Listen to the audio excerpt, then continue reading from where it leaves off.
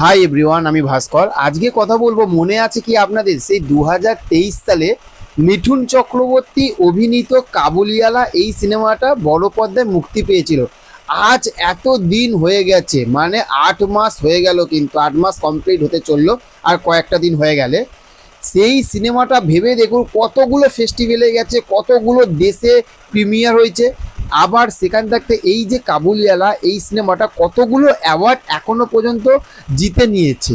সেই রকমই আবারও কিন্তু বিশাল বড় একটা অ্যাওয়ার্ড কাবুলিওয়ালা পেতে চলেছে, যে অ্যাওয়ার্ডটার নাম হচ্ছে IFF 2024 Melbourne city in Australia. মানে অস্ট্রেলিয়া থাকতে কিন্তু এই অ্যাওয়ার্ডটা পাবে। নমিনেশনে গেছে best critics in movie Kabuliwala আর একজন বেস্ট অ্যাক্টর মিঠুন চক্রবর্তী, এই দুটো নমিনেশন হয়ে গেছে। যেখানে জওয়ানের মতো, মানে শাহরুখ খান অভিনীত জওয়ানের মতো মুভি কিন্তু নমিনেট হয়েছে।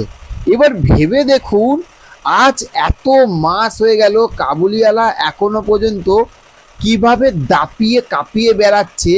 তা মিঠুন চক্রবর্তী অভিনীত যে মানুষটার এত বয়স হয়ে গেছে, শুধু তার যেরকম অভিনয়ের দক্ষতাটা যেটা দেখিয়েছে, মানুষের মন প্রাণ পুরো ভরিয়ে নিয়েছে। কিন্তু সেই রকমই আজ এত বছর পরেও কিন্তু এত বছর এত মাস পরেও কিন্তু কাবুলিওয়ালা মানুষের মনের মধ্যে দেশে বিদেশে রাজ করছে। এটাই কিন্তু একটা ভাববার বিষয় কিন্তু গুরু, তাই না? সেই রকমই হচ্ছে যে এমনি তাকে মহাগুরু, গুরু, মিঠুন দাদা, MG তাকে এমনি বলা হয় না বস। এনার এই বয়সে যে দমটা আছে না, আচ্ছা অভিনেতার এখন কিন্তু সেই দমটা নেই। একবার ভেবে দেখুন, বনি সেনগুপ্ত, তারপরে হচ্ছে আপনার ইয়াস, আজ ভেবে দেখুন এদের অভিনয়গুলো কীরকম, তাই না? কিন্তু সেখান থাকতে এই রকম এত বছর বয়স হয়ে যাওয়ার পরও সে বাঘের মতন, সিংহের মতন কিন্তু আছে, কিন্তু এখনো পর্যন্ত কিন্তু রাজ করছে।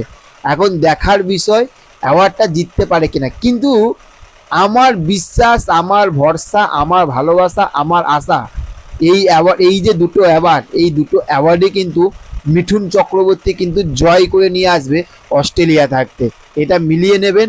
একটা দুরন্ত বিষয়, যেখানে শাহরুখ খানের অভিনীত জওয়ান সিনেমাটা নমিনেট হয়েছে। আবার ভেবে দেখুন আমাদের বাংলা সিনেমা তাহলে আস্তে আস্তে আজ মিঠুন চক্রবর্তী কোথায় নিয়ে যাচ্ছে, কোথায় নিয়ে গিয়েছিল এবং এখনো মধ্যে কোথায় নিয়ে যাচ্ছে, তাই না? সত্যি বুক ভরা ভালোবাসা মিঠুন দাকে। তো চলুন, দেখা হচ্ছে নেক্সট অন্য কোনো ভিডিওতে। চ্যানেলে যদি নতুন হয়ে থাকেন চ্যানেলটিকে অবশ্যই সাবস্ক্রাইব করে পাশে থাকবেন। Okay, thank you, have a nice day, tata, bye by.